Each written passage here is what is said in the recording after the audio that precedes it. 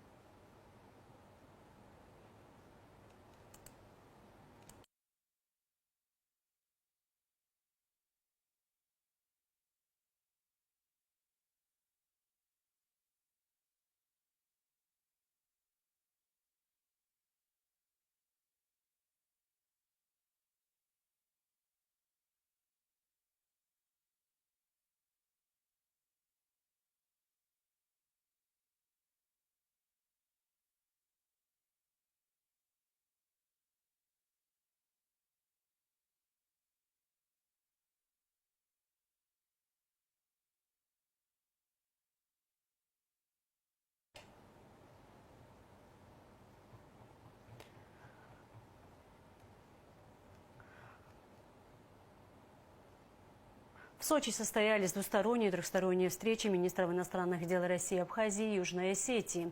Падрагунба вручил семьям репатриантов ключи от новых квартир в селе Мачара. В Сухуме состоялась международная конференция, посвященная памяти Тараса Шамба.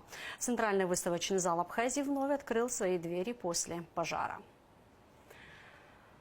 Падрагунба встретился с делегацией Южной Осетии во главе с премьер-министром Константином Джусоевым. Президент отметил, что помимо исторических братских отношений двух народов, Абхазию и Южную Осетию, связывает активное международное сотрудничество. В качестве положительного примера глава государства привел подписание соглашения о беспошлинной торговле в рамках первого международного экономического форума «Южная Осетия. Горизонты инвестиций». Гунба подчеркнул, что его реализация положительно скажется на благосостоянии граждан обеих республик. Джусоев поблагодарил за теплый прием и отметил активное развитие Абхазии. Очень отрадно наблюдать, что у нас начинают выстраиваться помимо братских отношений, так и межгосударственные отношения. Было подписано соглашение о беспошлинной торговле в Цхинвале в рамках проведения экономического форума. Это очень важное направление, и очень важно насыщать наши взаимоотношения экономической составляющей. Мы знаем, что именно взаимодействие в рамках экономического партнерства позволит создать наиболее благоприятные условия. А где и какие благоприятные условия мы можем создать, надо уже в рамках профессиональных подходов, сотрудничества между правительствами, ведомствами выстраивать. Очень надеюсь, что мы сможем выстроить такие отношения, которые будут полезны для граждан наших стран. Мы на это нацелены, мы готовы реализовывать эти проекты ради будущего, ради достижения той цели, к которой стремились наши воины, люди, которые сложили свои головы. Они же хотели видеть наши страны развивающимися, социально ориентированы, где граждане наши будут себя чувствовать весьма комфортно. А это уже задача наша, и мы должны в полной мере реализовать то, к чему стремился и стремится наш народ. Спасибо вам большое. Рады приветствовать вас в Республике Абхазия. Выражаем благодарность за то, что столь представительная делегация посетила и разделила наш праздник. Буквально неделю назад мы все вместе отмечали День Республики в Южной Осетии. Сегодня отмечаем День Победы в Абхазии. Спасибо вам, что вы продолжаете те добрые традиции, которые закладывали старшие руководители. И сегодня эта дружба и множится, и разрастается. И я думаю, что у нас вместе много совместных добрых дел еще предстоит. Конечно, хотел бы выразить благодарность и своим коллегам из парламента Южной Осетии. Не первый раз приезжали на выборы президента дважды в качестве международных наблюдателей. Мы тоже в рамках, скажем так, парламентского измерения ведем активное взаимодействие и работу. Я думаю, что и дальше продолжим в таком ключе. Спасибо вам и поздравляю нас всех с праздником. Очень приятно, что наши взаимоотношения развиваются именно в таком конструктивном диалоге. Мы с вами обсуждали прибытие нашей официальной делегации к вам на 35-летие и уже по завершению дали высокую оценку этому как и в организационном плане, разумеется, так и в содержательном. И проведенный первый международный экономический форум, я очень надеюсь на то, что даст на самом деле хороший толчок, импульс в развитии Южной Осетии. Там большой потенциал, там народ ждет новых перемен, и они потихонечку видны уже. И полагаем, что развитие будет проходить более быстрыми темпами. Еще раз выражаю признательность со своей стороны. Нам очень тепло, когда вы рядом с нами находитесь. Мы чувствуем поддержку и полагаю, что так будет всегда. Наши народы прошли очень-очень большой и сложный путь. И совершенно справедливо сейчас было сказано, как 35-летие, так и 32-летие со Дня Победы. Это всего лишь небольшой отрезок. Наши народы всегда были самостоятельны, всегда были независимы, всегда держались друг за друга. Поэтому так будет, полагаю, всегда. Большое спасибо вам за то, что вы здесь. Есть определенные планы, которые мы будем реализовывать. Огромное вам спасибо. И еще хотел бы перед выездом, вот буквально полчаса назад, созванивался с президентом, просил еще раз вам передать большой привет, еще раз вас поздравить с таким великим праздником, так что передаю его просьбу. Спасибо. 24 репатрианта получили ключи от новых квартир в селе Мачара. Ключи новоселам лично вручал президент Бадрагунба. Комитет по репатриации ежегодно вводит в эксплуатацию по одному дому. Сейчас сдан уже 5-й дом. Квартиры, которые получают репатрианты, расположены в трехэтажных домах в селе Мачара Гулрыбского района. Распределение квартир на этажах проводится путем жеребьевки. В доме имеются трехкомнатные, двухкомнатные, однокомнатные квартиры с хорошей планировкой и качественным ремонтом. На данный момент еще около 500 семей ожидают своей очереди. Люди, которые приехали раньше, получают квартиры в первую очередь. В этом списке есть репатрианты, участники Отечественной войны народа Абхазии. До того, как репатрианты получают квартиры, Комитет по репатриации оплачивает им аренду жилья.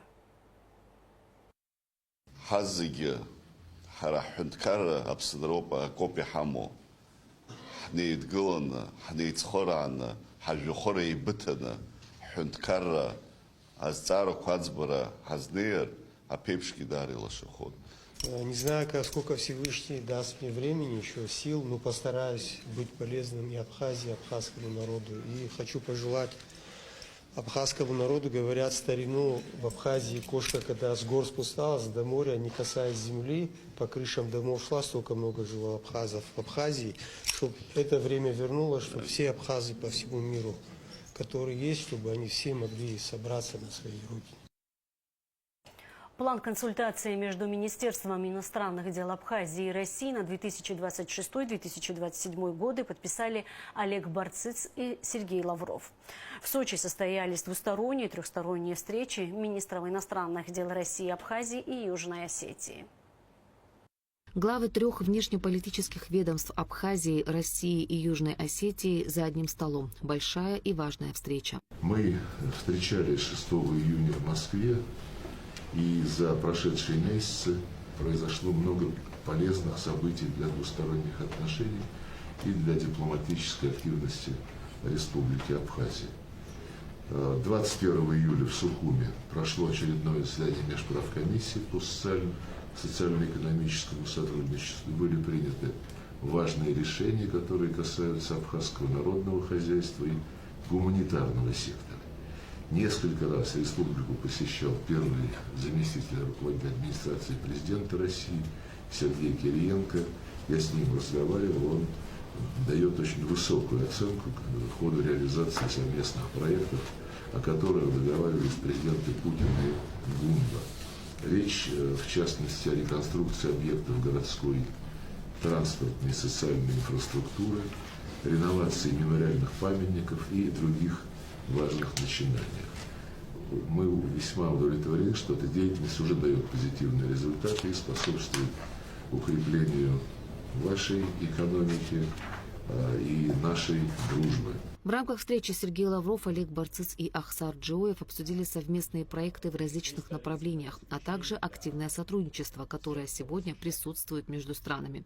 Говорили о безопасности в Закавказье. Разумеется, крайне важная составляющая для нашего глобального сотрудничества – это сохранение высоких стандартов безопасности в регионе, что осуществляется при помощи наших российских союзников и коллег. В настоящее время проводится ряд мероприятий по взаимным учениям двух министерств обороны, отрабатываются элементы боевого слаживания, проводятся разнообразные тренинги. Для нас это еще один очень важный формат, который гарантирует защиту нашей страны от военно-политических рисков. Аэропорт Сухума с момента открытия принял более 100 тысяч пассажиров, сообщил в рамках встречи Олег Барцыц. Глава МИД Абхазии также отметил, что в республике активно работает ряд программ по здравоохранению. В стадии завершения находится строительство республиканской детской больницы. Мы хотим с чувством глубокого удовлетворения сказать, что один из наиболее амбициозных реализованных проектов, наш международный аэропорт Сухумский, уже принял на сегодняшний день более 100 тысяч пассажиров. И для нас это очень позитивный сигнал. Это сигнал о том, что мы движемся вместе с нашим стратегическим союзником и партнером в нужном направлении. Эффект очевиден. Также активно работает ряд программ по здравоохранению. В стадии завершения находится республиканская детская больница. Для нашей страны это крайне важно. Некоторые другие объекты с очень высоким оснащением технологическим, это касается здоровья нации, здоровья молодого поколения, активно реализуются образовательные и молодежные программы. Значительное количество наших молодых соотечественников уже успели побывать в образовательных кластерах, таких как мастерское управление «Синеж» и ряд других форматов. Недавно начало функционировать на территории Абхазии Всероссийское общество знания. Для нас это тоже очень важный позитивный сигнал. Мы активно движемся по пути вот подобного рода взаимодействия. Сергей Лавров выразил надежду, что работа по созданию благоприятных условий для частных инвестиций в экономику Абхазии продолжится. Рассчитываем, что работа по модернизации сервиса, созданию благоприятных условий для частных инвестиций в страну продолжится. Со своей стороны будем и далее оказывать суверенной, независимой Абхазии комплексное содействие в ее развитии, в обеспечении безопасности. Это всецело отвечает интересам наших народов. На встрече с Сергеем Лавровым Олег Барцыц сообщил, что на ВДНХ в Москве откроется Национальный торгово-выставочный и культурный центр Абхазии. Центр станет визитной карточкой республики для москвичей и гостей столицы, уверен Барцыц. Один из важных проектов в ближайшее время будет реализован, он уже на стадии завершения. Это создание Национального торгово-выставочного и культурного центра в самом амбициозном пространстве, экскурсионном, историческом ВДНХ. В ближайшее время уверен, что мы откроем этот национальный центр. Это такая достаточно амбициозная площадка, трансформер, площадка мультипликативного действия. И, конечно, это будет точкой приложения для гостей столицы, для москвичей, для всех, кто посещает Москву и увидит там вот визитную карточку Абхазии. Завершилась встреча глав МИД 3 стран подписанием обновленных планов межмидовских консультаций России с Абхазией и Южной Осетией на 2026-2027 годы. План предусматривает рассмотрение актуальных вопросов двусторонних отношений, развитие двусторонней договорно-правовой базы, информационное сопровождение внешнеполитической деятельности Абхазии и России, организацию совместных научно-практических семинаров, конференций, круглых столов, оказание содействия в проведении культурных и спортивных мероприятий. Ирина Аршба, Гугут Савардания, Лилиан Маршан, Абхазское телевидение. Реконструкция здания Абиги начнется в следующем году. Об этом заявил Бадр Агунба на открытии 12-го международного форума историков-кавказоведов. Форум «Народы Кавказа в 12-21 веках. История, политика, культура» будет проходить в Сухуми до 4 октября. Мероприятие приурочено к 80-летию Победы в Великой Отечественной войне, 80-летию со дня рождения первого президента Абхазии Владислава Арзенба и столетию Абхазского института гуманитарных исследований. Репортаж Гунды Шоуа.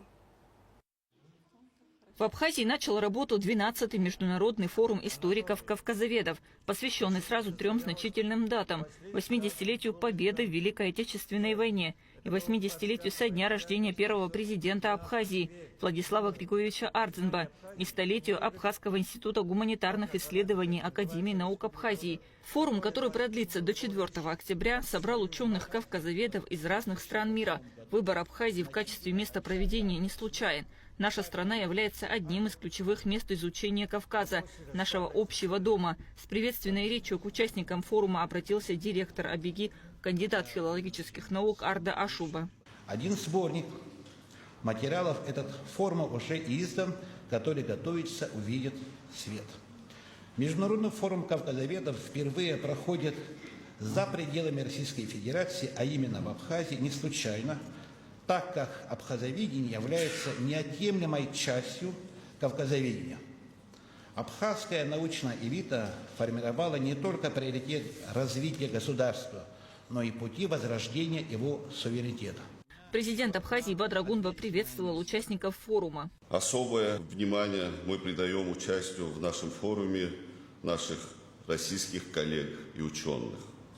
Мы особенно ценим присутствие представителей Института востоковедения Российской Академии наук, где Владислав Григорьевич Арзенба проработал многие годы и где сложился его ученый авторитет, как выдающийся исследователь истории и культуры Востока и Кавказа. Мы рассматриваем сотрудничество научных учреждений Абхазии и России как стратегически важное направление. Оно не ограничивается академическими исследованиями, но имеет огромное значение для сохранения исторической памяти. Реконструкция здания Абиги начнется в следующем году. Об этом рассказал Бадр Агунба на открытии 12-го международного форума историков-кавказоведов. Буквально недавно посещал институт, общался с сотрудниками, с коллективом. И по итогам посещения института мною были даны поручения правительству о начале в следующем году реконструкции зданий Абхазского института. Форум предоставляет уникальную площадку для обмена опытом и знаниями между исследователями, специализирующимися на различных аспектах истории, культуры и политики Кавказа. В рамках форума планируется обсуждение широкого спектра тем, включая исторические процессы, этнокультурное разнообразие, современные вызовы и перспективы развития Кавказа. Особое внимание будет уделено роли личности в истории и вкладу первого президента в становление современной Абхазии и развитию гуманитарных наук. Доктор исторических наук Аслан Авицбе выступил с докладом. Владислав Арзенба – выдающийся абхазский государственный деятель. Не бывает ни великой родины. Всякая родина единственная, незаменимая. И поэтому война за Отечество есть великая война. И народ, выстоявший в такой войне, достоин восхищения и уважения.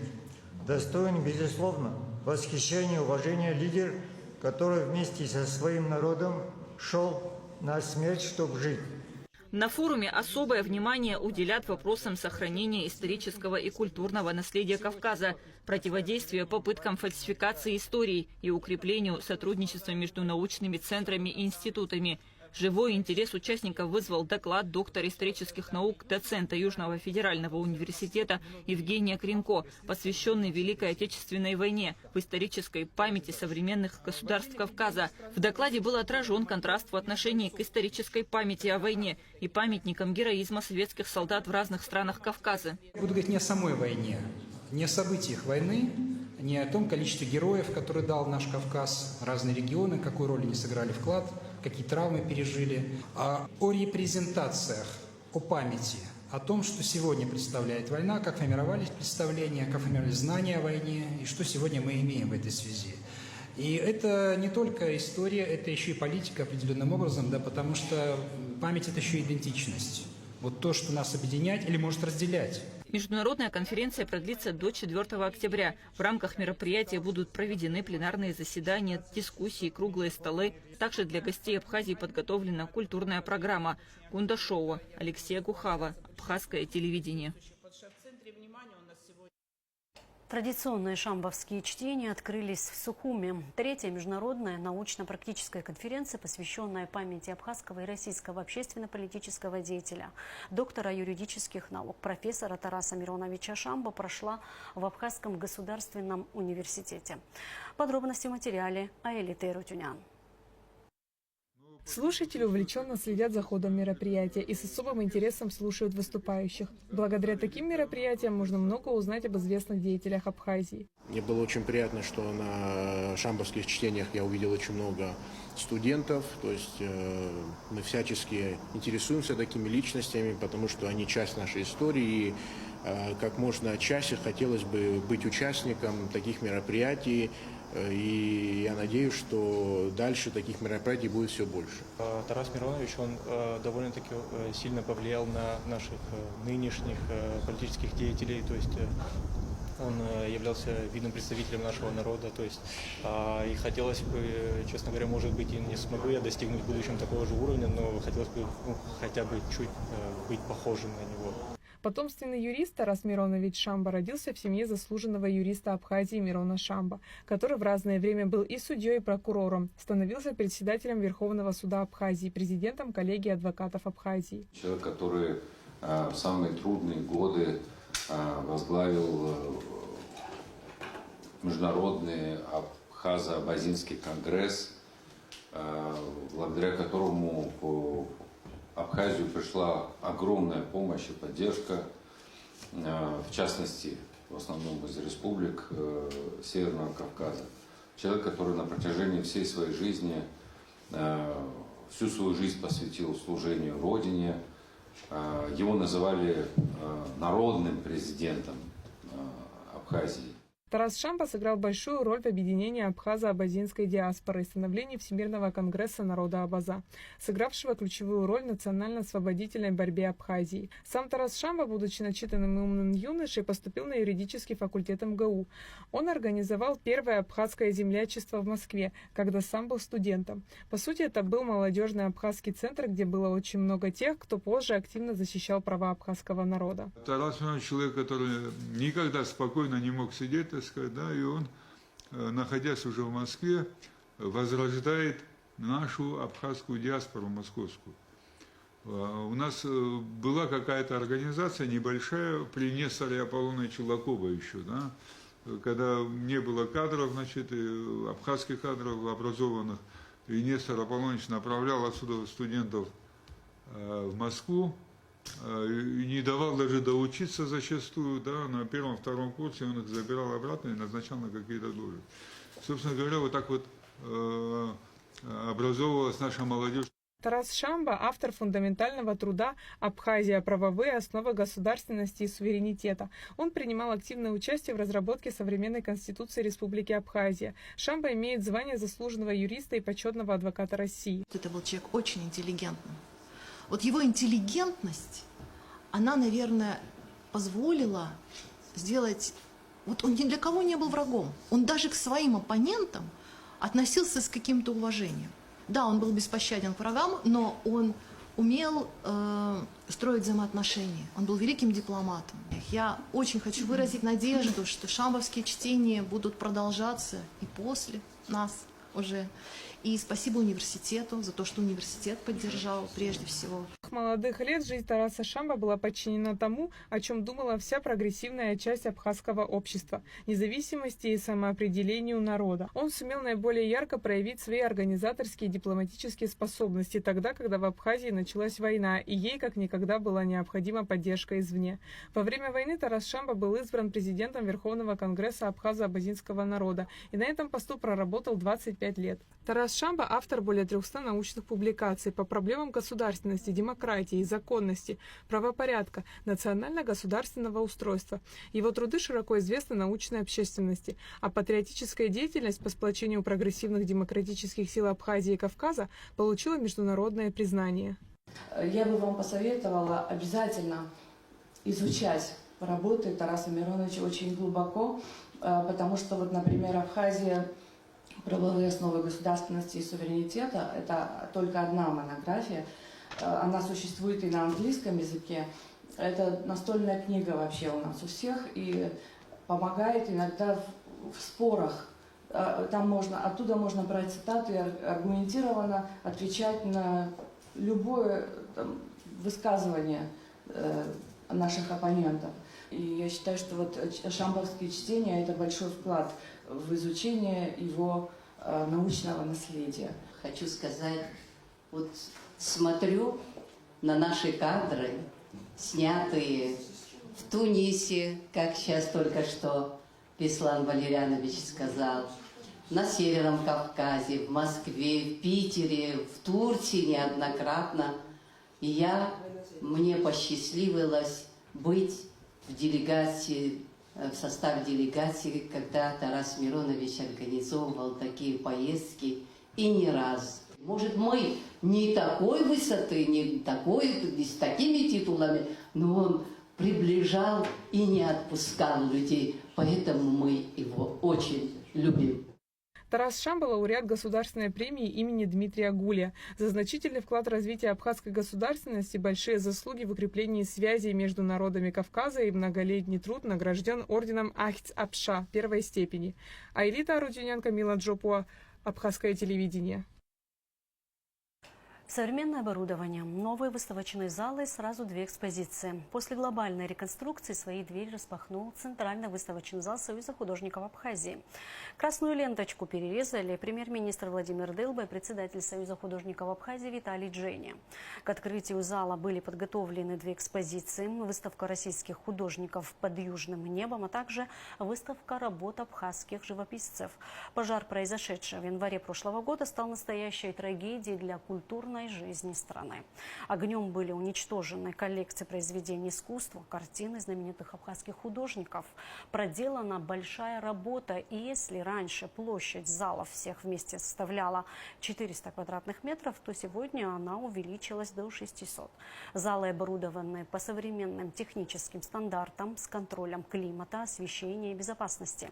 Для приема произведений искусства очень высокой категории и обеспечения их сохранности в помещениях предусмотрено все. Кроме того, в здании появилось 2 новых хранилища для постоянной коллекции.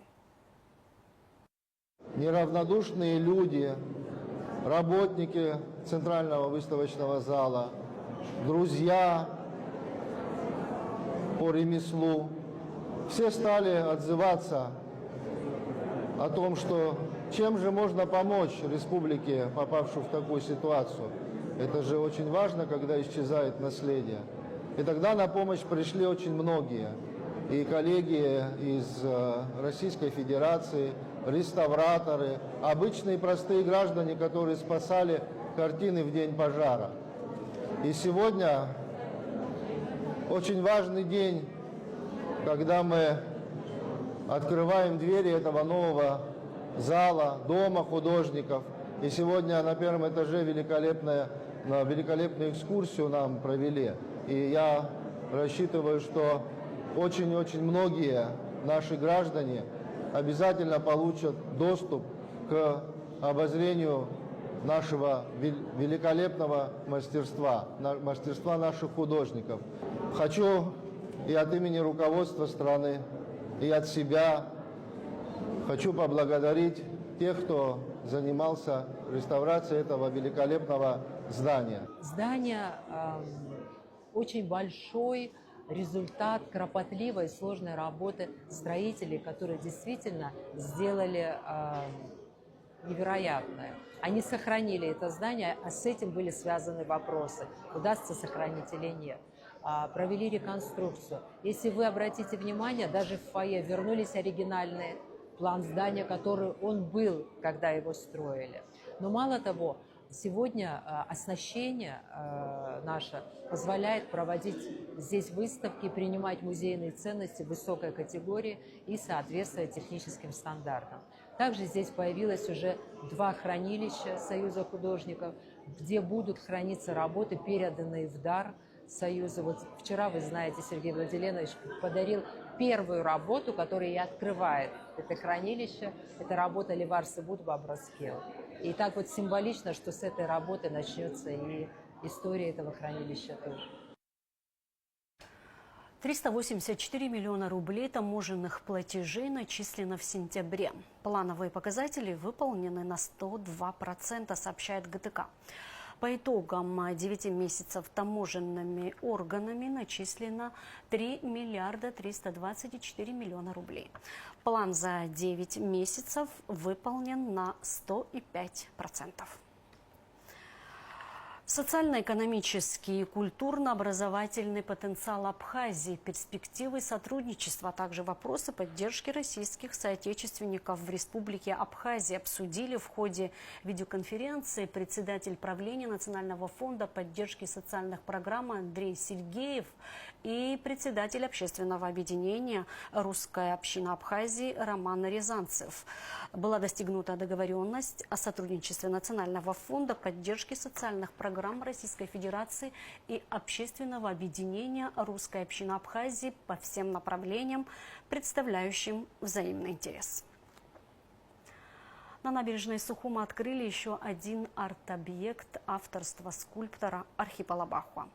На этот раз по мотивам романа Даура Зантария «Золотое колесо».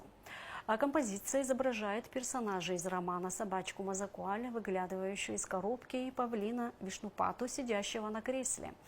На торжественном открытии присутствовали родные Даура Зантария, представители писательского сообщества Абхазии, художники, скульпторы и общественные деятели.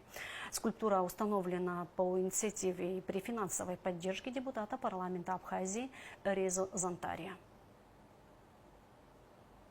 Говорить о Дауре, наверное, я слаб для этой истории. Говорить об его творчестве, о том, как он умел писать, говорить, жить, наверное, это мне не дано. Скорее всего, это дано тем людям, которыми смогли его оценить.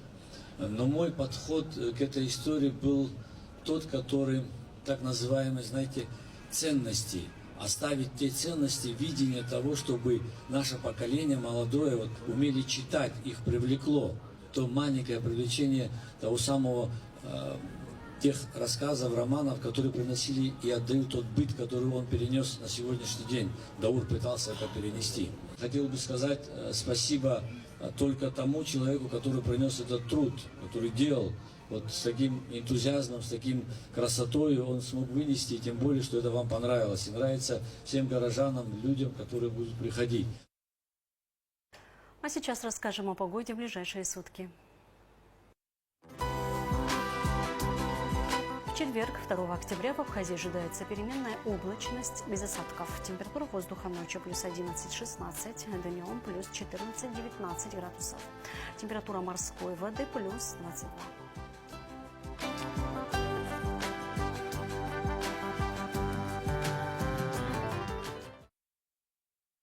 Это были главные события дня. В других новостях расскажем в наших следующих выпусках. Следите за нами также в социальных сетях. До встречи в эфире.